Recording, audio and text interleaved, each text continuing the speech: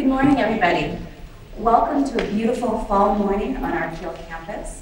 A special warm welcome to our participants who are joining in online, and bonjour to our colleagues at Glendon Campus. My name is Rebecca Poulet-Riddell. I'm a York Research Chair in the Department of Psychology and a Senator in the representing the Faculty of Health. It is my pleasure as moderator to introduce you to today's panel. Mamadou Choukri, our President and Vice Chancellor, Rhonda Lenton, our Provost and Vice President Academic, Robert Hasheg, our Vice President Research and Innovation, Gary Brewer, our Vice President Finance and Administration, and Jeff O'Hagan, our Vice President Advancement. So one of the things that I was asked to do today is to wonder why aloud we have a town hall. So I'm an academic and a researcher too, so I did check online a little bit to see what people said. And I felt that two words would really describe why we're here: engagement and accountability. This annual meeting is an important part of the university's ongoing efforts to communicate and to facilitate engagement, not just amongst community members and our leaders, but amongst our community as well. We want to encourage you to not be shy, to speak up and to be heard. Your questions and your ideas help to make York a better place to study, to work, and to inspire change around the world. A few points about how we're going to run the town hall today. In a moment, I will introduce our president, who will give some opening remarks on the theme of an update on our impact. Following the president's remarks, each of the vice presidents will provide a brief update on their respective portfolios. The president will then return for brief closing remarks. After that, we'll have approximately an hour together for a question and answer period with the president and vice presidents. There are a number of ways that you can ask questions. If you're in the audience, we have ushers who have microphones, and I'll be looking and pointing them in your direction. If you're online, you'll be able to submit questions via a form at www.yorku.com/townhall. And for all of those Twitters out there, if you want to send a question via tweeting, you just have to do it at #YUTownhall. That's #YUTownhall. I'd like to ask all of you to turn off your cell phones right now so we can start. And it's my great pleasure to introduce you to York's President and Vice Chancellor, Mamadou Choukri. Thank you. Take this. So good morning, everybody, and welcome to our town hall this morning. I think it has become an annual tradition, and it's an opportunity for us all to share with you where we are and how we see things moving forward. Now, let me start by reminding you of the fact that we live in a world that's characterized by change. There's changes happening around us. Universities have been central to central to everything that goes on in our lives, and the universities are changing as well, and need to change in order to respond to the change that's happening in the world. It has to change because there's different expectations. Our students have different expectations. Governments have expectations, communities have expectations, and the fact is the universities are becoming more and more important in developing the next generation of citizens and in being directly involved in the economic and social development of society, and also in upholding the very important principles of equity and democracy in our societies. So with this happening, you would expect that the same thing is happening in Ontario, where we see changes in the landscape of post-secondary education in Ontario. So let me share with you the context of higher education in Ontario as I see it. First, the government, being aware of the needs of the province, has putting a lot of constraints and pressures on universities. There's an expectation that the universities will be differentiated, maintaining a specific mission for each university. There's a new funding model that's coming out. There is an expectation that universities will be able to financially be able to be sustainable financially, even with the limited resources that is available now. And there is a growing expectation that the university will play a more obvious role in preparing the next generation of skilled workers. This is now being translated in the so-called strategic mandate agreement. You know, we signed one 3 years ago. We were about to negotiate another one this year. The strategic mandate agreement will put expectations on universities and will include levels of accountability and performance indicators based on which the university will be funded. This is the system we are facing. In the middle of all of this, we're reminding everybody that our mandate, how we see our role, is to prepare citizens for the future rather than only prepare people for specific jobs that may or may not exist in the future. The fact is also there is changes in the demographics.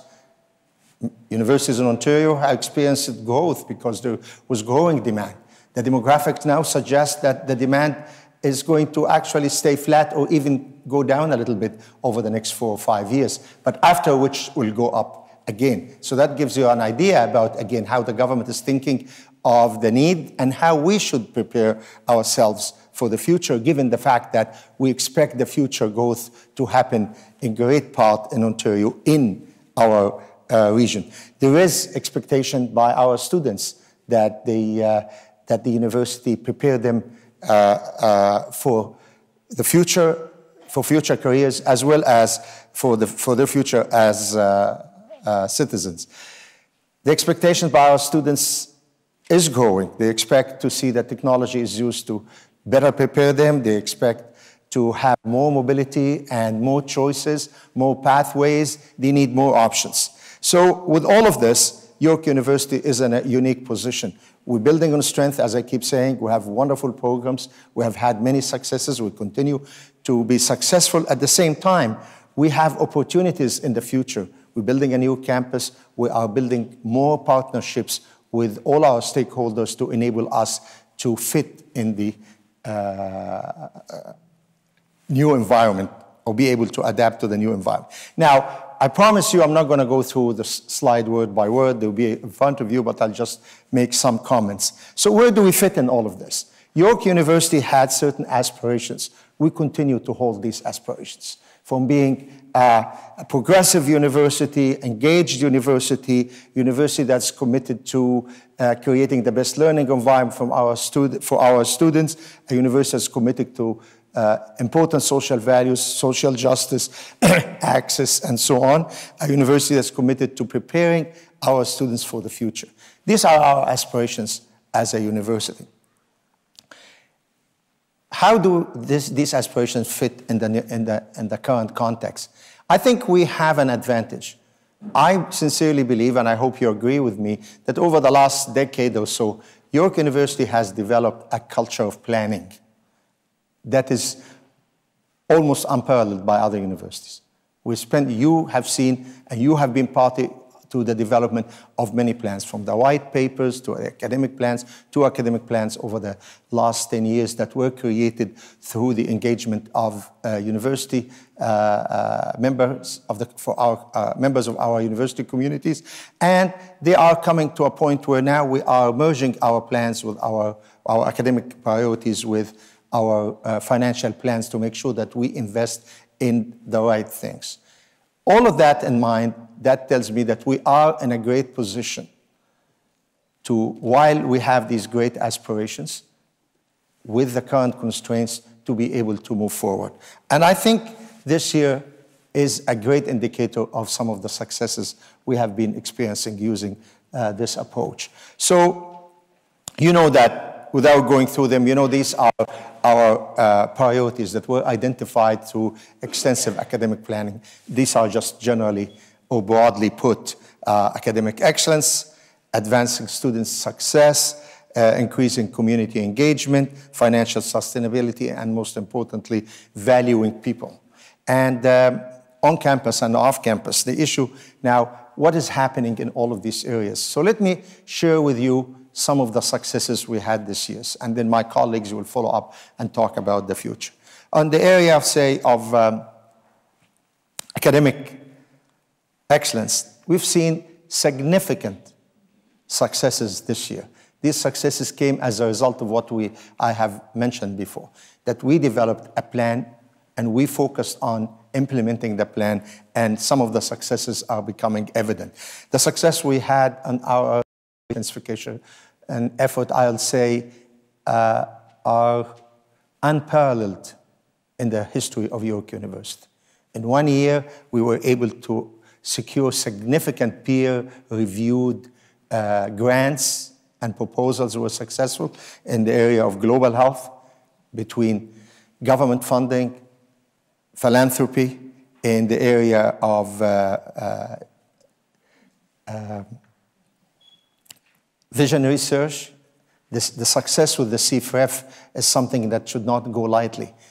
First time that York really got into the big game.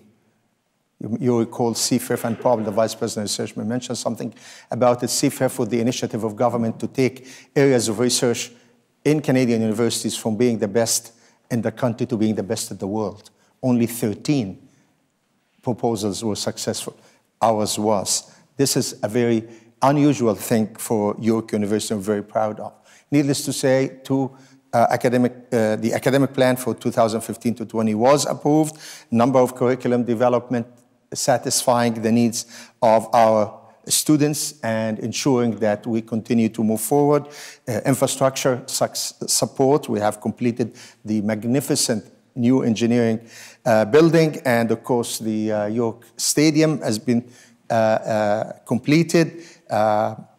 Experiential education and technology-assisted education have become really a mark of what is going on at York, and we continue to move forward with this. And of course, the Markham campus, which represents a huge opportunity for York University, not only to offer programs that are needed by our students and our communities, but also help building communities. So all of this has happened this year. In the area of student success, we have focused on teaching and innovation, e-learning, experiential learning. We're moving forward with all of these initiatives. New model, totally new model for student advising. Again, the objective is to make sure that our students will have the best learning environment possible. We have supported incoming students more than ever before. Reform of graduate education at York is going very well, one step at a time, where we will simplify the process, we'll simplify the administration of graduate education, including ensuring that graduate education and undergraduate education are aligned and it's highly decentralized. We are assuring that the funding for our graduate students is maintained and protected. We continue to be the leaders in areas of credit transfer and student mobility, and again, the student infrastructure to create a great learning environment. Student Center is coming up. We'll celebrate the groundbreaking ceremony very shortly, and making sure that we appreciate and understand that learning is a lifelong process, and our new School of Continuing Studies has become a reality. In the area of community engagement, we continue to make sure that our programs, our courses include an element of experiential learning using issues of importance to the community. And we launched the new campus in Costa Rica, which I actually invite anybody who's in that area to visit. It's an incredible facility that shows the reach of York University. Our internationalization program is moving very well with the campus in India, with increasing the number of agreements we have with other institutions around the world. We are outreaching the community. We are trying to enhance the reputation by making our successes known through our new Open Your Mind campaign. In terms of financial sustainability, I mentioned earlier the integrated resource planning is moving forward, and it is essential. It is essential to make sure that our budgetary decisions are totally aligned with our academic priority, and this is the way to do that. And based on that, you will see in the coming month more further development to ensure that implementation of the proposals and ideas that we have received are taking place. Fundraising, you will hear about fundraising a little later today. Our $500 million impact campaign was launched in the spring. So far, we raised $270 million. And the focus, again, is on our priorities. We're raising money to support all our priorities, to support our students, to support the academic enterprise, and to make sure that we create the infrastructure that is needed. Valuing people, and I call this very important. You see a number of initiatives on the slide, but I just because I think I was asked that question about it, the employee engagement survey that was done, that represents the base, the reference, and there'll be another one coming up shortly in order to see how much development we have seen. Community safety continues to be an important thing. We have a very safe campus. You recall the exercise, what was the name of the METRAC exercise, where we essentially implemented now almost all the recommendations that were made in the METRAC report. Now we move that with that. We're moving forward, and the new Community Safety Center will be opening this month. Again, assuring everybody our commitment to safety will continue. Mental health is an issue of importance to everybody, and we're putting special emphasis on that. So, before I move to the next speaker, let me say that this is really a very important town hall, as it marks also near the end of my time at York University. So I will say a few words at the end about that. So with this, as I tried to share with you where we are, our successes this year, I'd like to invite the provost to talk about the impact from the academic point of view. Thank you. So we've heard from the president and had an opportunity for him to reflect a bit about some of the significant accomplishments that the university has achieved, which really reflect the trajectory that York has been on, especially over the last 8-9 years. And that trajectory toward a vision for the university, comprehensive, research-intensive, internationally recognized, that the fact that we need to stay on that trajectory and how we're going to do that is more important than ever before. And it's important for a couple of reasons. One, when we have a combination of a knowledge-based society that rests so heavily on what universities do, the globalization of education, the advance in technology of education, these are coming together to profoundly impact the significance of what universities are doing and the trends that we're seeing as we move forward.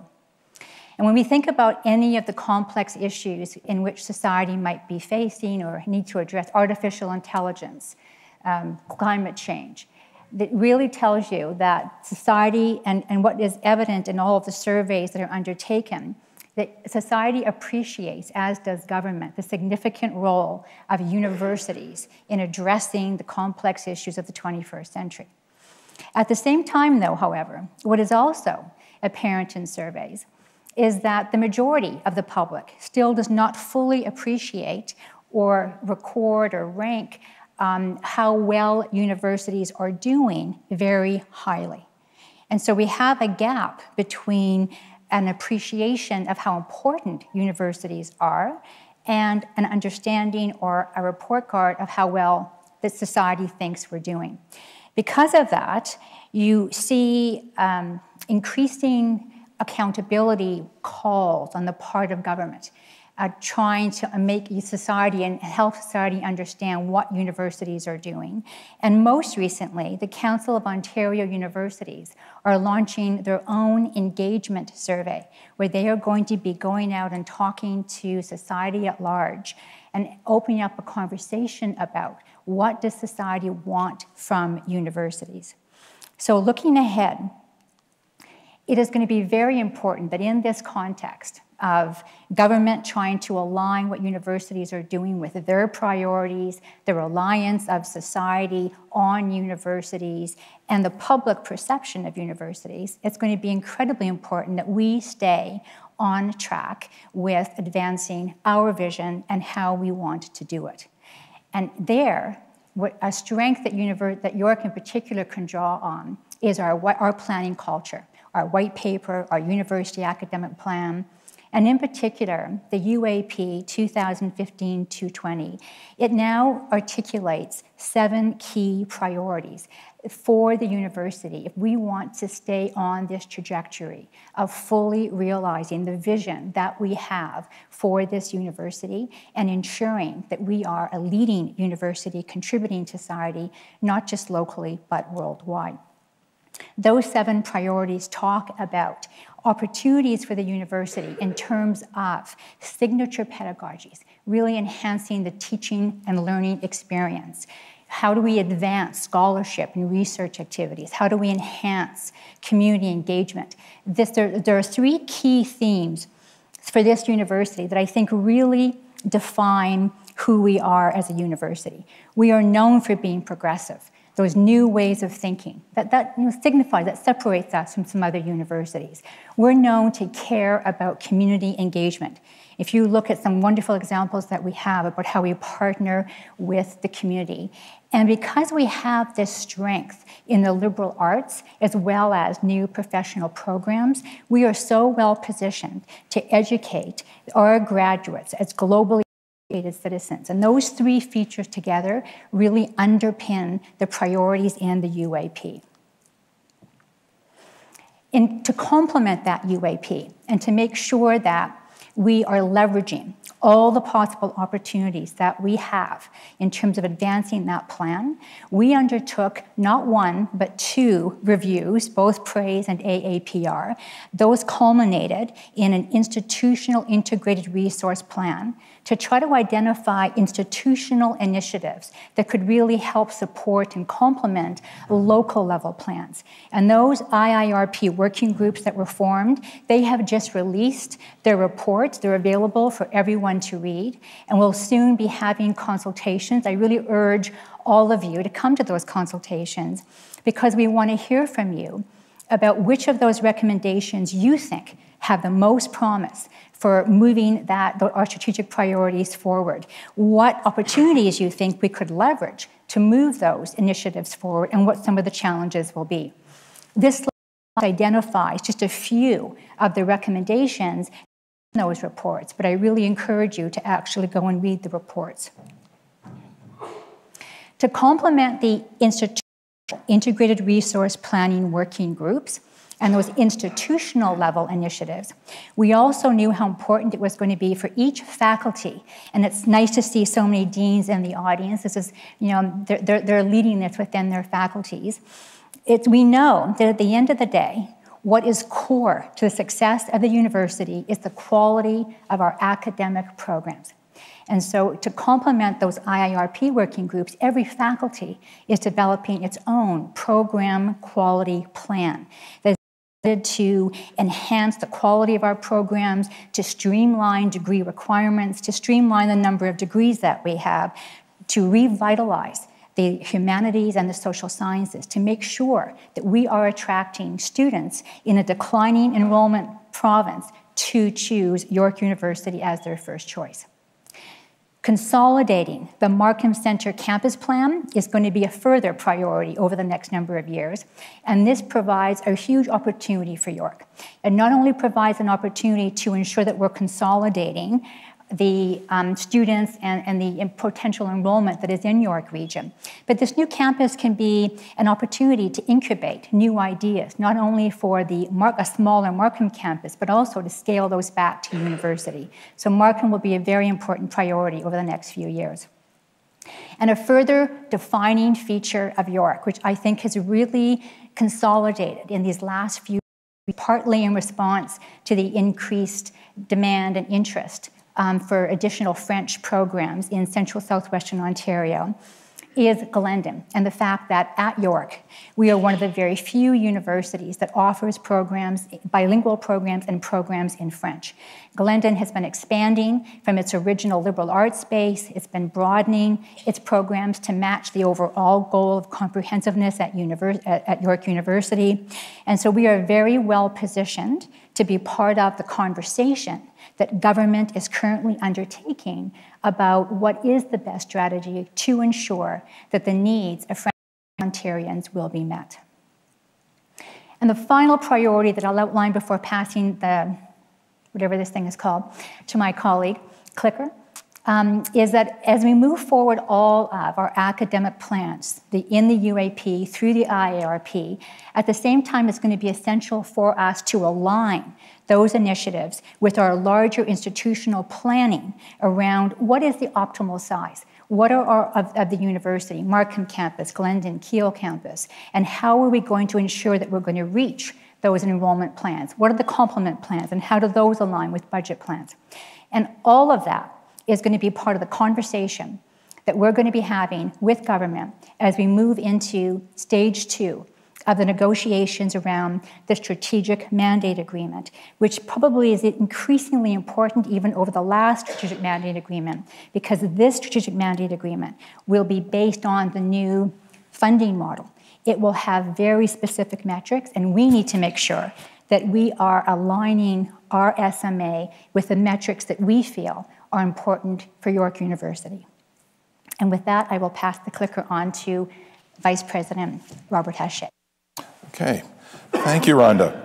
It's a pleasure to be here this morning to talk about the research impact that we're having. And it's a tremendous topic to have impact as the topic for this town hall, because we do have a lot of positive research impact to talk about and a lot of opportunities coming forward in the future. First, if you measure the research outcomes that we have by the impact that they have in communities and commercially, et cetera, you'll find that York ranks #1 in the province in a number of areas.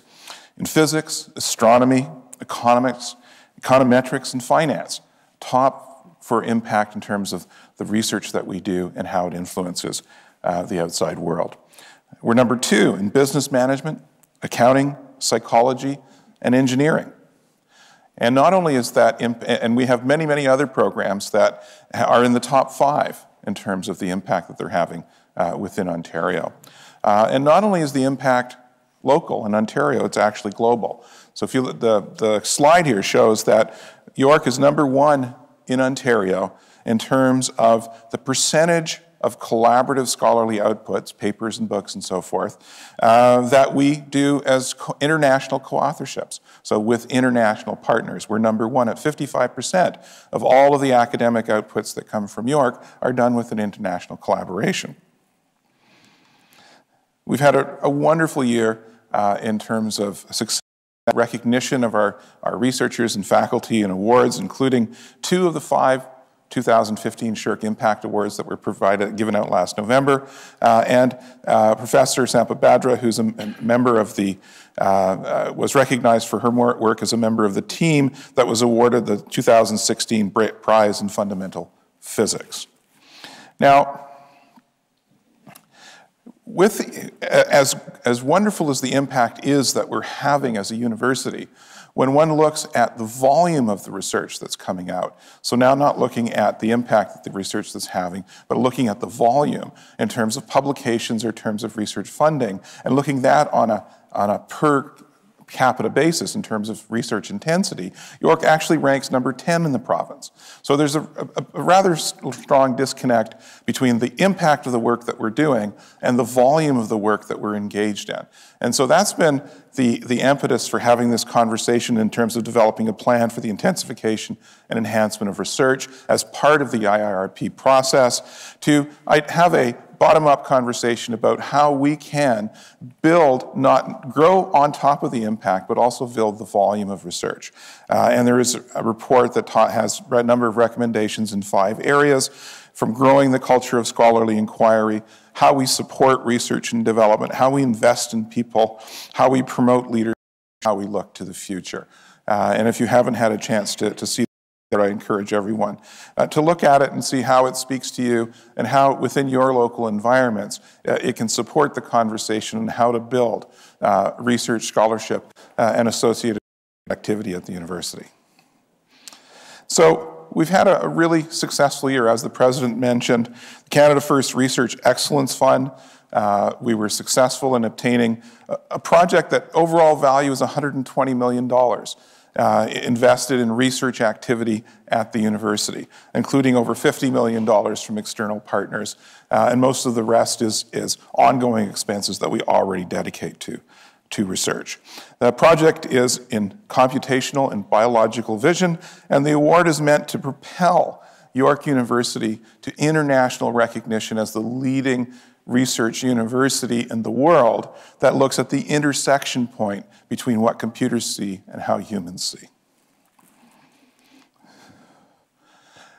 Lots still to do in terms of building the infrastructure of research at the university. A major way in which we do this is through the Canada Foundation for Innovation and the associated provincial funder, the Ontario Research Fund.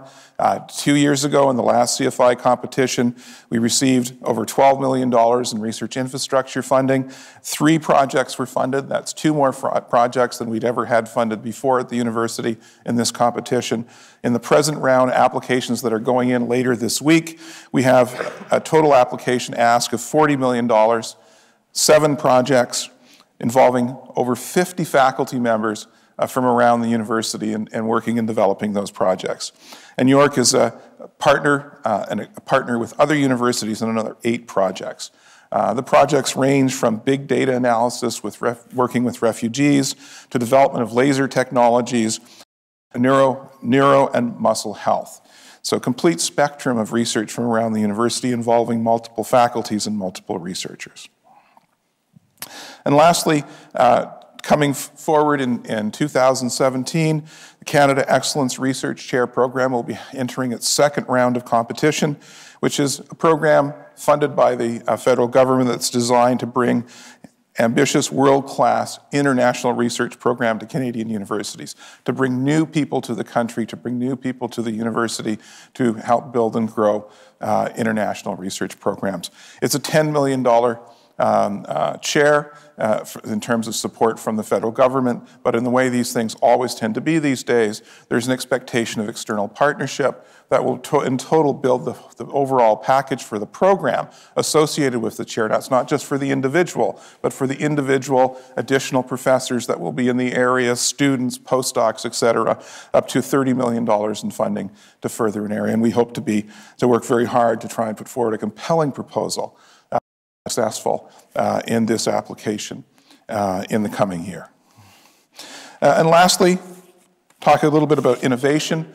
What we do with the research results that we obtained to have an impact, to generate that impact that we're recognized for. Well, we continue to build and grow our expertise in community engagement, knowledge mobilization, and increasingly in social entrepreneurship, to translate those results in research in social sciences and humanities into productive benefits for society. We're also continuing to grow our research commercialization activities. In the past year, we had over 500 research agreements with external partners that are not funding agencies. Almost $30 million in research activity. We are in the verge of opening 2 new incubator facilities to go with the existing facility that we have in Markham. One will be in partnership with IBM and other businesses in the York region. The second one will be at the Markham Community Engagement Center, which will be the initial footprint for York University in Markham, and they're particularly emphasizing the entrepreneurship and engaging entrepreneurs with high school students as well as our university community. So a very successful year last year in terms of impact, but still many things to do in the coming year. And I look forward certainly to working with many, if not all of you in this room, to accomplishing those objectives. And at this point, I'll turn over the clicker to Gary Brewer. Thanks, Robert. I heard a couple of chuckles. This is the portion of the presentation where The veterans of the town hall are probably a little disoriented. Usually this is when I stand up and take a couple of minutes to talk about the budget situation and slowly bring the room down. It's my pleasure today, and my colleagues actually insisted, Gary, not budget. So I'll be talking about community impact, and I'll start off by focusing on the range of capital projects that will be coming forward over the next few years in support of helping us achieve our academic mission. And before doing that, I'll just provide a little perspective for you. Between 2000 and 2015, the university undertook and completed over $1 billion of infrastructure investment through capital projects. So I think capital construction to some extent has been a bit of the norm, and many perhaps were thinking, oh, well, okay, well, you've done that, now we can relax a little bit. Well, in fact, as we look ahead from 2016 to 2021, we've got over $500 million additional capital investment coming forward, all of which I hope will make a huge impact on our community and on our achievement of the academic mission. I'll start with a couple of projects. The Schulich School of Business will be expanding. We hope to be in the ground later this fall on a 70,000 square foot expansion to the Schulich School. It will be on York Boulevard, just to the east of the current site. This is an important project for the Schulich School, which has really grown well beyond the capacity of its existing building.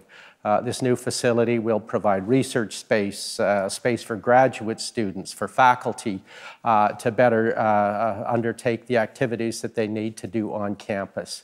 In addition, it will also include additional classroom space, particularly innovative classroom space that will allow for the Schulich School to bring forward some of the pedagogical innovation that they're seeking to do.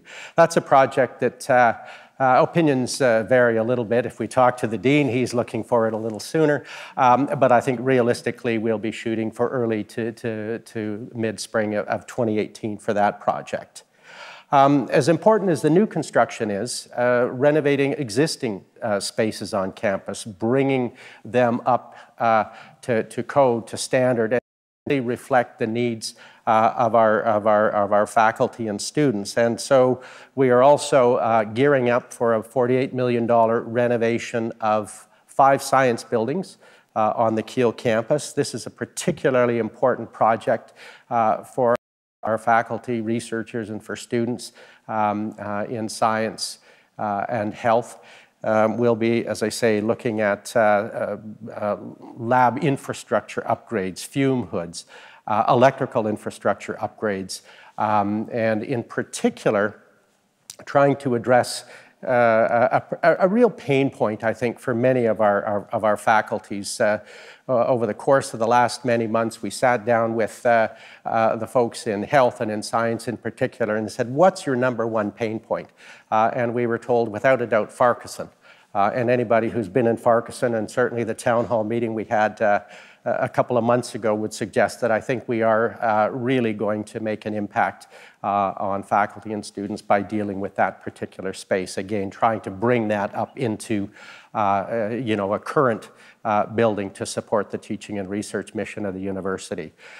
In addition, we will also be putting in place a new biology lab at Glendon as part of this renovation. That's an emerging academic need, and we'll be responding to that as well. So it's not just new projects, but renovating existing spaces on campus. I don't have a slide of it. It tends not to make for a very pretty graphic, but we will also be renovating over the next year or so our central utilities building, new cogeneration units, 2 cogeneration units that we basically had run to the end of their life. A 40-year-old boiler will be replaced, new cooling tower, new control and automation systems. None of it really maybe as spicy as a new building or a major renovation, but critically important infrastructure upgrades to ensure that we can heat, cool, and provide electricity to the campus reliably going forward. So some pretty significant renovation projects. In addition to what I would call more traditional projects that we're undertaking, we're always looking, particularly in our resource-constrained environment, for new ways creative ways to deliver projects. And a couple of examples, I think, really are quite terrific in that regard. The Quad residence, you see at the bottom, this is a project that's been taking shape quite rapidly on the south side of the Pond Road. This will provide over 800 beds of new student accommodation, particularly critical need. And given the financial constraints faced by the university, this is a project that will be delivered by a third party. They are building it, they will operate it without any cost or risk to the university. And those beds will be open in the fall of 2017. Hugely important for the university. Another project that I'd like to touch on is the new Student Center. This is a project which I think is just really cool. It will be physically starting to take shape within a matter of weeks. This is a project that has been conceived by students, for students. It will be funded by the students, operated by the students, and will provide about 126,000 square feet of very much needed student space on campus. The existing student center is long past capacity, and this is a project the students will actually have their official groundbreaking later this week on Thursday. If you have a minute, it'll be between 1 and 3 on Thursday afternoon. You should join that groundbreaking session. This is just a wonderful project that shows the capacities of our students to take on significant undertakings. A couple of other comments I'll mention, and we heard from the provost of the importance of Glendon to our academic mission, and as important as the academic work going on, it's important as well that we be looking ahead to making sure that the campus, the infrastructure and amenities on that campus will also keep pace with the academic innovation that will be occurring there. We've undertaken over the course of the last year, working with the York University Development Corporation, to develop a vision plan for the Glendon campus to help us look forward to what kind of campus environment we want to create there, where the new buildings would or could go in response to the enrollment growth there, and we hope to finalize that later this year. And of course, we've heard about the Markham campus, the academic programs taking shape.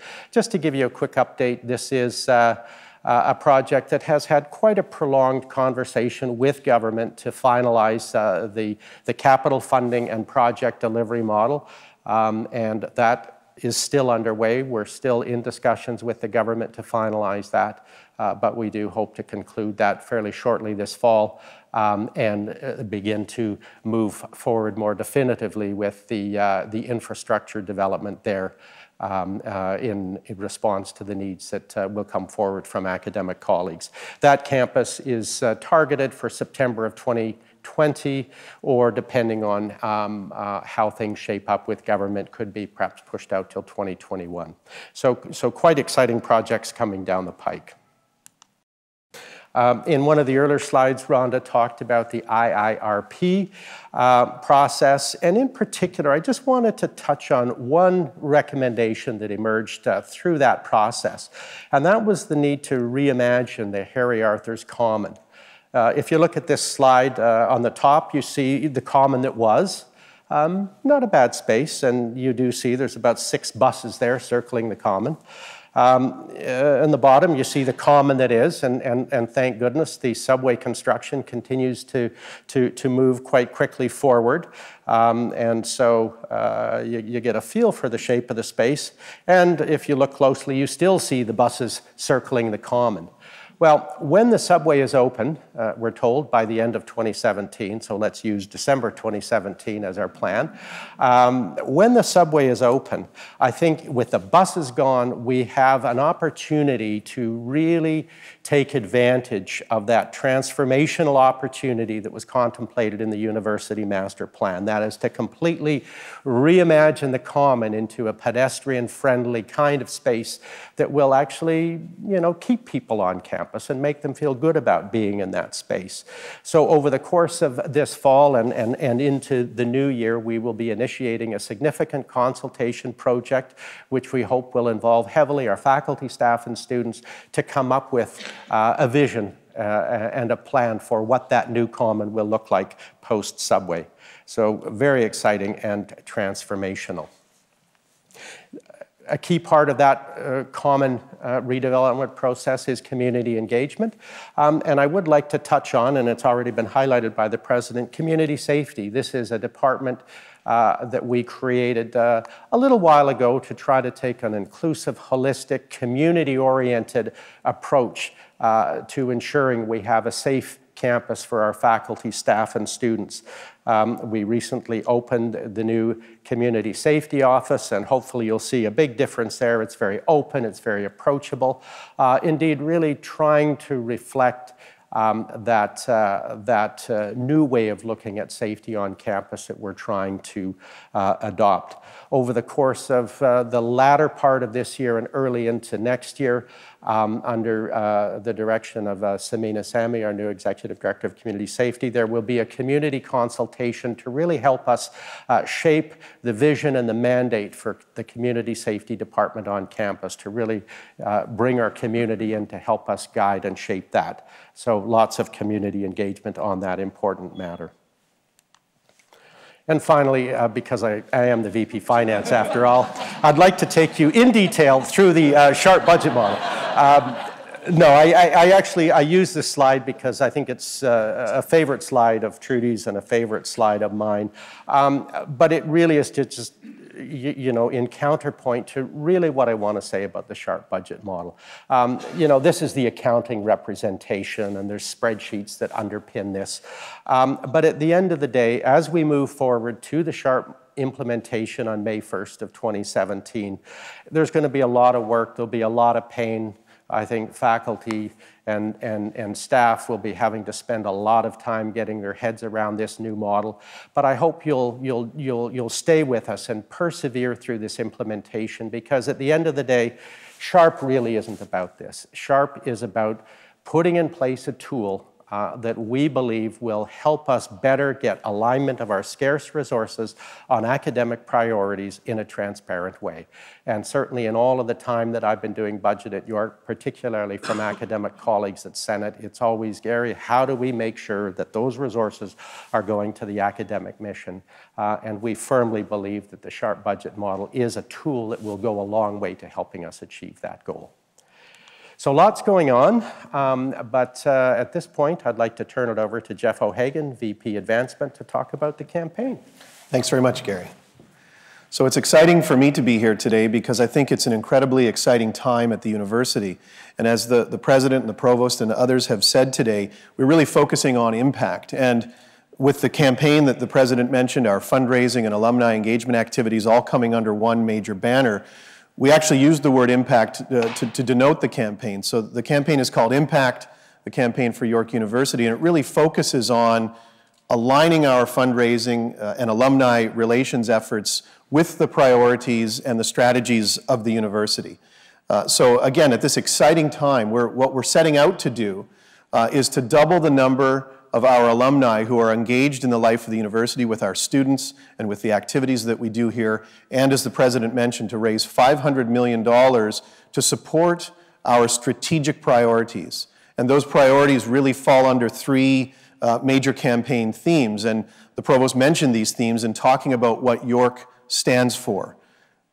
Preparing engaged global citizens, mobilizing new ways of thinking, and building stronger communities. This is what York is about. This is what we do. And what we're doing with this campaign is taking that out to our communities, our alumni, our donors, and others, so that they could have the opportunity to support those efforts. The campaign is now publicly launched. We've been working for a number of years quietly behind the scenes with many people gathering information and gathering support, but we've had some wonderful celebrations to publicly launch this campaign, to take these wonderful themes and these wonderful ideas to our donors and to our alumni. In April, we had a wonderful launch where we announced not only the goals of the campaign and those themes, but some of our wonderful supporters who are helping us, our volunteers, our campaign cabinet, and our campaign patrons who are helping us to take that information out to others and to raise funds. And more recently, during Red and White Day, we had a terrific opportunity to celebrate impact and to talk about the impact that our students and faculty and staff are making. And we had being here, many of you, I think, were at that event.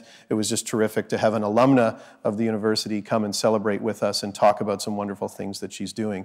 So these themes that we talk about, the support of our students and what's going on at the university really drive all of the work that we're doing with the campaign. And the funds that we are raising, as the President mentioned, are really designed to focus on supporting our students through bursaries and scholarships and other kinds of direct support, through faculty positions and research. This is a very important part of what we do, as Rob mentioned, and also to support those capital and infrastructure projects that Gary mentioned. So we're really aligning all of our activities with the priorities of the university. There's been tremendous support so far from many of our community, and I should first say that starts here at the university. So many of our faculty and staff and students are supporters already of the university. We thank you for your support. Many of you are donors. All of you are advocates and talking about how this university is wonderful. And it gives us the chance to go out and tell others about that also.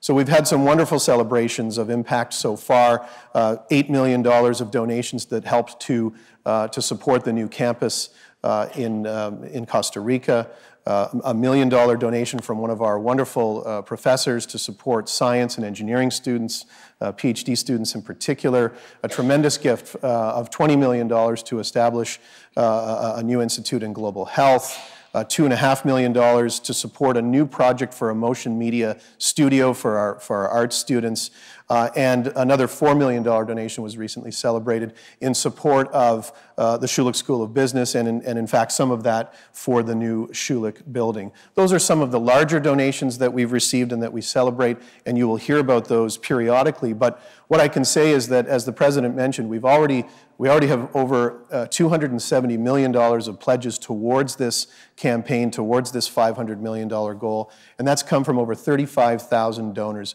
a tremendous number of people already investing in the university.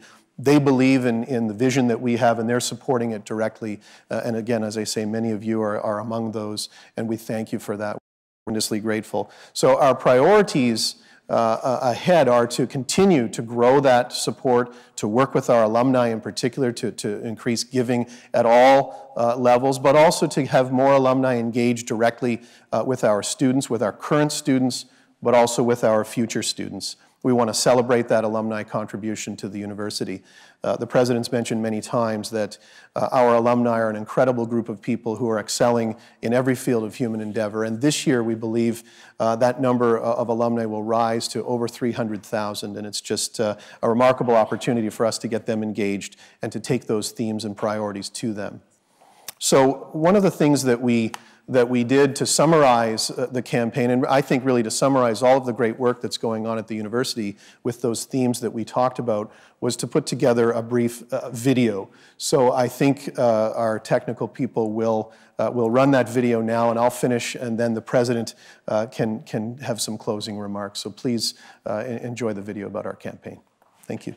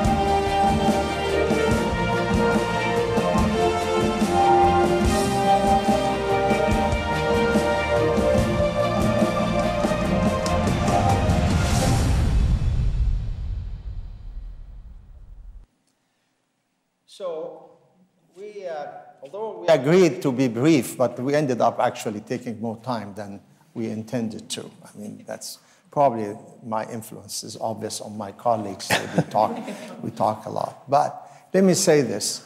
We've had a wonderful year. It has been a great year in every sense of the word. Our commitment continues to be aligned with our students. The needs of our students is the most important thing for us. We are committed to continue to raise the profile of this university through academic excellence, through commitment to academic excellence, and through ensuring that we do the best research possible and to do the kind of research that will have an impact on the community. I think this commitment is very obvious. It is important that we also make sure that the university continues to be financially sustainable and sustainable in every sense of the word. It is important to make sure that we have a safe campus. Safety, to me, is much broader than physical safety. I think the data shows that we clearly have a very safe campus. However, it's never enough, and we'll continue to make sure that we create the right environment for our students to help them learn and become truly the leaders of tomorrow. What is happening next year? I think you've heard many of the things that's going to happen next year. But let me say that one of the things that I think very important is everything is coming together. Academic planning, financial planning, integrated resource planning. We've heard from everybody in the university. Every unit have put their views on where to go from here. This is the year where we'll start some of the implementation. And that will require everybody's help. So this is an important thing that will take place this year. I think the budget, the new budget model, is an important part of it. Let me finish by saying that what makes the university a great university, what makes York a great university, is the community we have. We have a great community. We have a very diverse community. It's not only diverse as people think when we use the word diverse, ethnically diverse and so on. All of the above, that is true. But it's also diverse because we have diverse points of view. We have diverse ways of looking at things, and that's actually a strength, not a weakness. But when we call for inclusion and more inclusive community, by that, one interesting definition for that we should keep in mind, that inclusion also implies that we should search for a common ground. Always we should be in search for a common ground. Accommodate and accept and celebrate the diversity in every sense of the word, diversity of opinion on everything we do and every issue in the world, but at the same time, being inclusive, meaning that we have all of this diversity, but we always search for the common ground. So I think we will have a wonderful year ahead of us. Let me finish by saying this is being, if we continue with the same schedule, this is my last town hall meeting. And in that regard, I am actually absolutely committed, together with my colleagues, to make the transition to the new administration, which should be started to appear, at least we start to know about it early in 2017, leading to transition in the summer of 2017. We're committed to make that transition very smooth and make sure that York University continues to enjoy the direction that we have established and the successes that we have achieved in the last number of years. Thank you.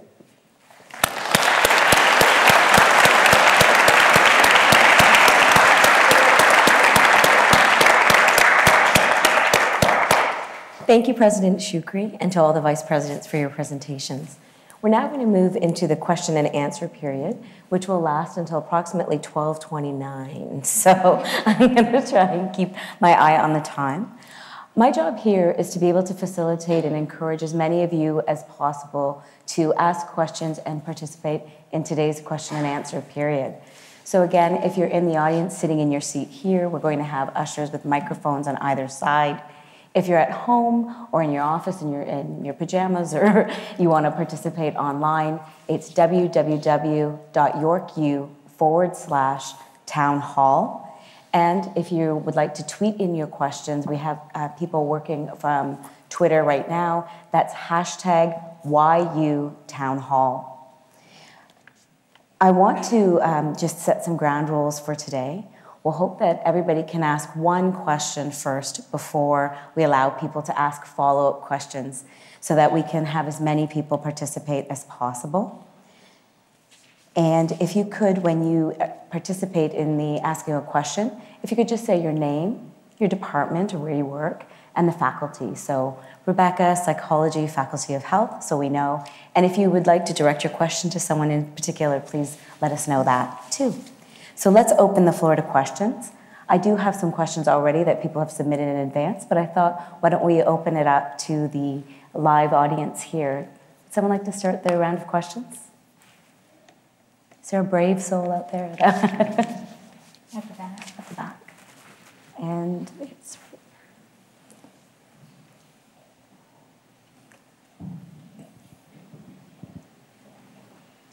my question is to Mr. Brewer, and that is, York University claims that it is committed to social justice. And as it is stated in its mission statement, and it was implied from the interesting video that we saw. However, why doesn't York do anything to prevent its endowment fund from being invested in weapons companies such as Lockheed Martin, Northrop Grumman, Textron, and Amphenol? Could you please elaborate on the investment choices of York University? Thank you. And my name is Talia from the Department of Nursing and Faculty of Health. Thanks for the question, and obviously that's a question that relates to a very important topic that's very actively being discussed at the York University campus and indeed campuses across Canada and North America. In the case of York University, both our pension funds and our endowment funds are invested from a fiduciary point of view. Obviously, we need to invest those funds in order to achieve the purposes for which they were entrusted to the university. Our endowment funds and our pension funds are invested according to mandates that are developed over time by people who are experts in their field. In the case of the endowment fund, and in particular the investment in weapons, the university does have a process by which members of the community can come forward with requests for the university to look at and consider whether in fact they should be investing in certain ways or in certain stocks and so forth. And so that process does include a group called the York University Advisory Committee on Responsible Investing. Groups come forward under a well-defined process to make their presentation to that group. It then comes to me, and then from me through the president and to the board. So in the case of the weapons divestment, we, I believe, have already received a request to look at this issue. It's still making its way through this advisory committee on responsible investing. When it comes to me, we'll obviously assess that and put it in a form that it could then go to the board to make sure we do fulfill that due diligence and oversight over the funds that have been entrusted to us. So thank you. For our provost. It came from the Red Zone whiteboard in Very Hall. We need more study space in Scott Library as it is always packed. Are there plans to increase study space on Keele campus? Yeah, one of the really important priorities is exactly that, partly because we know that we are a commuter campus as well. So we have a significant size, a number of our students who come and stay here all day and then may return home in the evening. So the library, the student spaces in general, but also what we can do to look specifically at how Scott Library is used is right up there in terms of a very short list of university priorities around utilization of space. So we will be looking at that over the next few years. I believe there was a gentleman, yes, right in the center, fourth row from the back. My name is Sung Kwon. Oh, I think we have a microphone so everyone can hear you.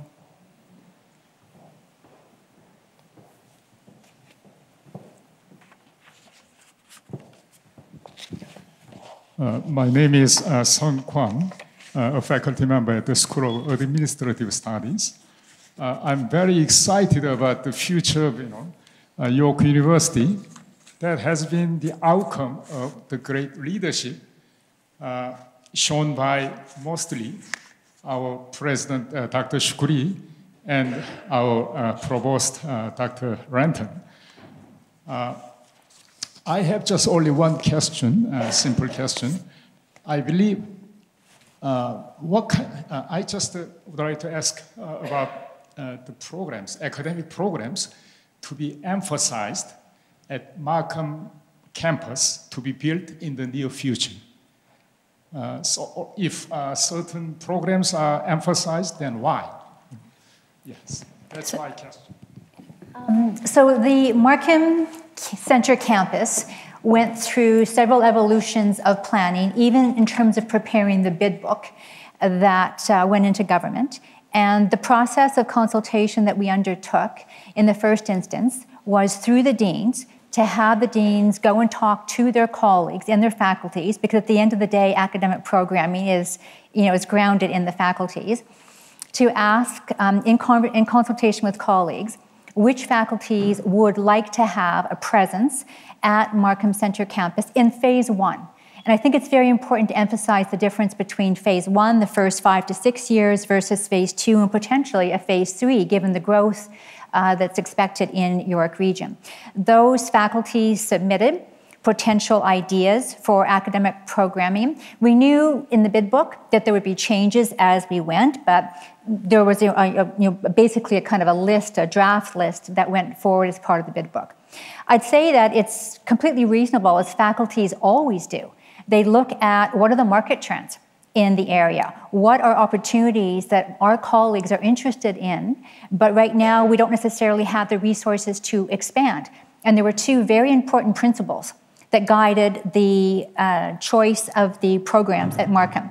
One was that either the programs had to be brand new programs so that they would not compete with our Kiel campus programs, and it would give opportunities for us to enhance our interdisciplinarity and comprehensiveness, or a case where there was significant demand, unmet demand on Kiel campus, where it might make sense to offer a second cohort, both at the Markham Center campus and at the Kiel campus. Once we got the bid, now virtually every faculty working with their dean, working with their colleagues, has been evolving. We have now an academic coordinating committee. Just recently, we've now added the program leads for the different programs, and that committee will be meeting over this year. So those programs are getting refined, titles are changing, but again, it always takes into consideration what are demands of students, what are needs in York Region, how can we enhance our comprehensiveness. And I'd say it's very exciting the way in which those programs have been shaping up, because they do seem to have some commonalities to them, which I think will lend themselves to working together in a collaborative way and provide a very solid foundation for phase 2, when those faculties who perhaps decided not to be part of phase 1 might then be part of a second phase of expansion of programs at Markham after the next 5 years. We have a question online for Vice President Hache. This is from a student, Saeed. Do you have any opportunities for entrepreneurs, inventors, innovators as of right now? And are there ways of utilizing resources from other faculties? What would the university impose of them in return? So thank you for the question. We have a full suite of services and really have been emphasizing entrepreneurship over the past 2 or 3 years. I would in the first instance refer the asker of the question to the Innovation York website, which is our research, commercialization, and entrepreneurship division in the office of the VPRI. We have recently, in the last 18 months, have launched the Launch U entrepreneurship program in collaboration with a number of faculties that provides a full suite of educational services and opportunities to learn about entrepreneurship, to become involved in entrepreneurship, and to commercialize your ideas. The university will offer a complete suite of services to help protect intellectual property, develop business cases, generate a startup company, and help bring the company through to a successful starting period, including offering incubator space to actually host the company during the initial phase of its growth.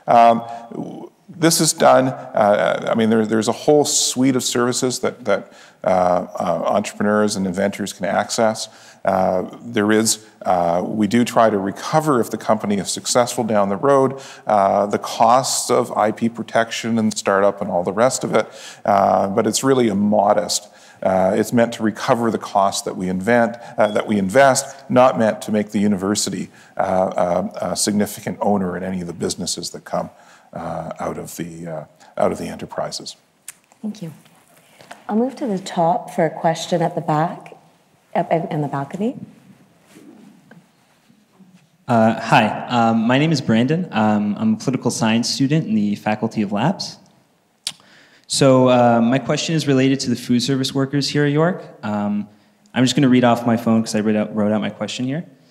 So as you know, the food service workers at York are in collective bargaining, which may lead to a strike action. A similar situation happened at U of T, which led to the contract with Aramark expiring and 15% of those workers losing their jobs due to a loophole in successorship that exists in Ontario labor law. What I'm wondering is, if the contract with Aramark ends, will the university guarantee the successorship of the workers employed by Aramark and ensure that 100% of said workers are hired back into their positions? And if so, will the university employ them at a living wage?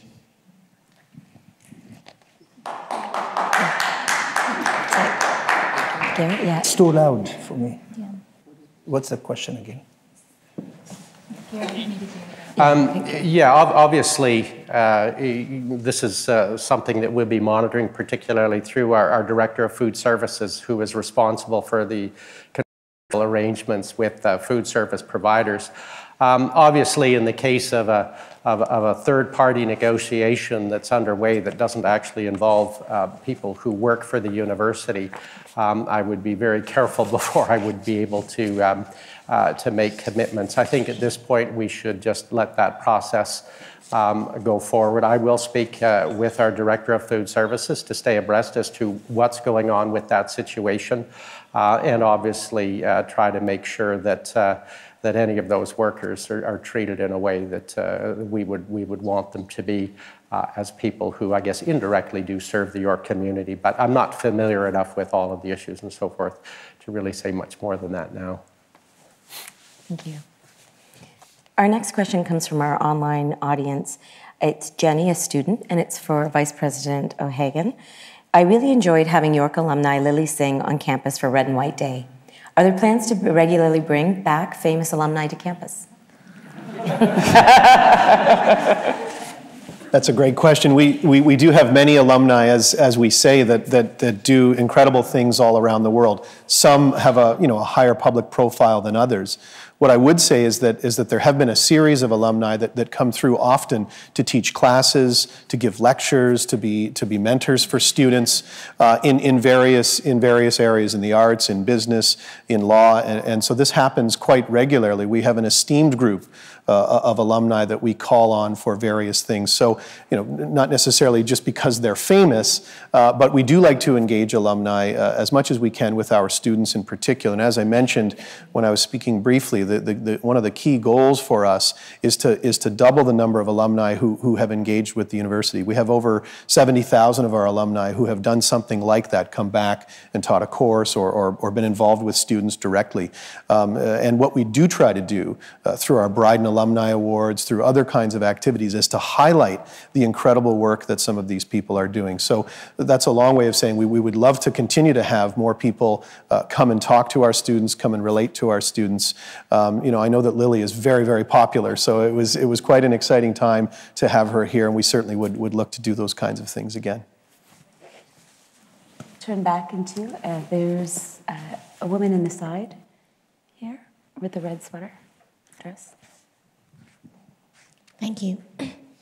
My question is for President Shukri. In fact, it's for everyone up there. But it speaks to leadership.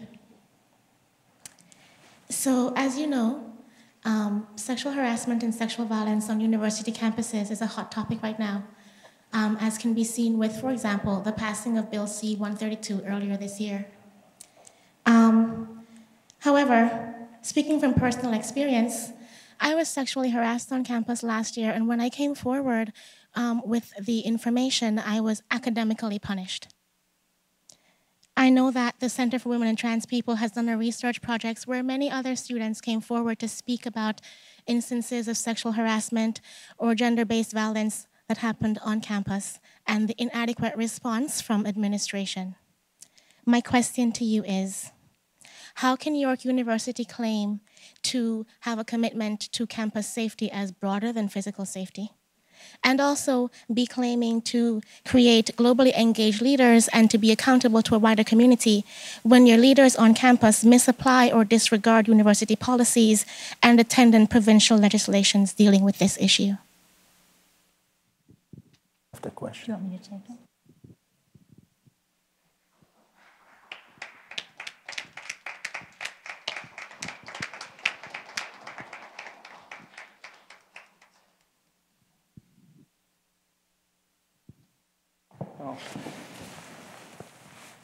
I think we can stand by the claim. There's never a perfect situation. I think we continue to learn and engage other institutions and try to look at best practices. But there's no way that the university, I would accept that our university will not be always eager to be at the forefront in dealing with this important societal issue. But I'm not aware of specifics that I can talk to you about to respond to the question. And I have to admit that the echoes were not helping me hear the question properly. So you want to take that? So I'd like to add something. I mean, look, it's obviously a very important question. And it's disarming, frankly, that in this day and age, we are still dealing with the prevalence of sexual violence in society that we are. I think it's very important to know that in terms, in many respects, in terms of the research that York University has led on this campus, we were one of the very first universities, in fact, to have programs and to look at issues such as sexual violence. So in terms of the research, but also in terms of our efforts to be responsive, there have been very broad efforts that are being made.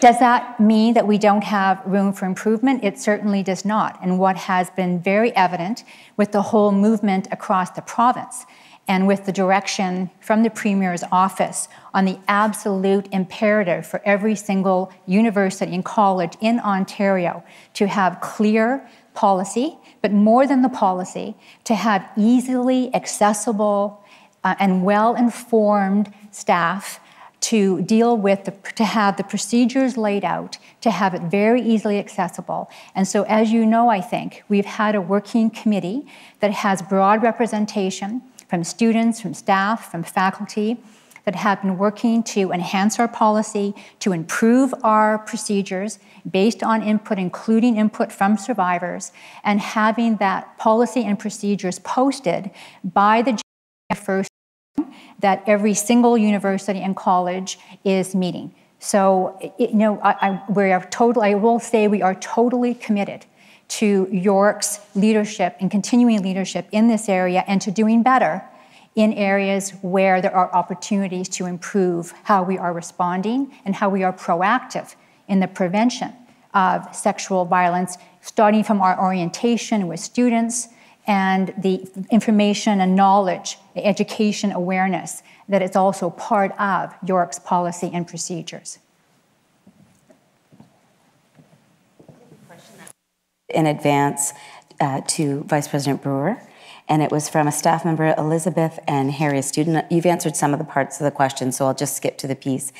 Could you please tell us where the new student center is located and how much it costs? The new Student Center project will be situated at the north end of the Roy McMurtry Green. And in terms of the cost, the budget is just over 70 million. I think it's about $72 million. So I think I'll move to the top. Is there anyone in the balcony that we could maybe in the middle? The mic to the gentleman in the middle with his hand up, standing up. Oh, I think either would work. We get you a microphone. Sorry about that. I feel.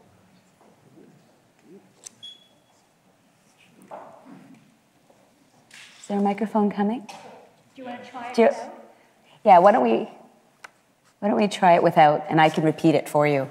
I'll listen carefully. Oh, there we go. Keep the microphone away from, a little bit away. Can everybody hear me right now? Hello, my name is Yunus Imam. I'm in the Faculty of Graduate Studies, Disaster and Emergency Management. My question is regarding the Why You Divest campaign. First of all, I'd like to really give my compliments to all of you here today. Thank you so much for offering this opportunity for us to find out what's going on about York University. I really appreciate everything that you guys are doing here. My question would be about the Divest Coalition. It's very popular on campus, and the reason for that is that many of those involved in the campaign are their families are being personally affected by the various global wars and catastrophes going on as we speak. My query would be, could we get this looked at sooner rather than later? Gary? Again, just to acknowledge the importance of this issue to many people on campus. As I say, we do have a process, and it actually, I think, is intended to allow these issues to be brought forward and handled in an expeditious way. At this point, I certainly need to allow that advisory committee on responsible investing to do its work as part of our process. But I can assure you that as it makes its way to me and my office, we will move that forward with as much speed as we can, while of course giving it the due consideration that it deserves. So we have a question for our president. How is the university positioning itself in relation to other universities in the Greater Toronto Area compared to University of Toronto, Ryerson, etc.? And is that positioning likely to change in the next 5 to 10 years? So what distinguishes York? Okay. I think one of the things, although the government keeps talking about differentiation among universities, I think if one looks carefully, realize that our system is reasonably well differentiated. I think York will and will continue to be different in some sense. Of course, the universities have many things in common, but I'd see us being different in a number of things. One is the extent of our commitment to our communities. We talked about the impact of research and engaging our community in what we do in the classrooms. Community engagement should be one thing that is really, I believe, will always characterize York University.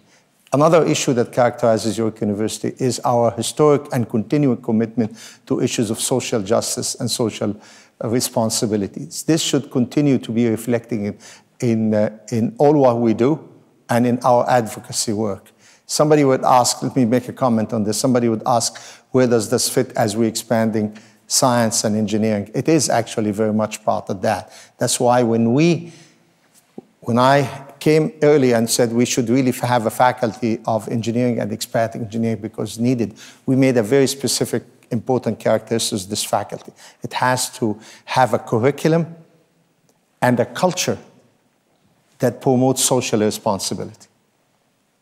I call them engineers with heart. We have to make sure that whatever we do, the issue of social responsibility and engagement with our community is part of what we are. So it is issues of social justice, community engagement. We have to continue to be the leader in interdisciplinary research and education. Although many universities claim now that they are trying to be interdisciplinary because that is what is needed. This is an important characteristic of York University. We are blessed with the fact that we are the most ethnically diverse university in the country, both in terms of our student population, staff, and faculty. That puts us, and our location here in the middle of this area, puts us in a great position to build bridges with the world. So an international global orientation should be a major characteristic of York University. I see this as differences with other universities. It doesn't mean that the other universities are not doing work related to interdisciplinarity or they are not committed to social responsibility.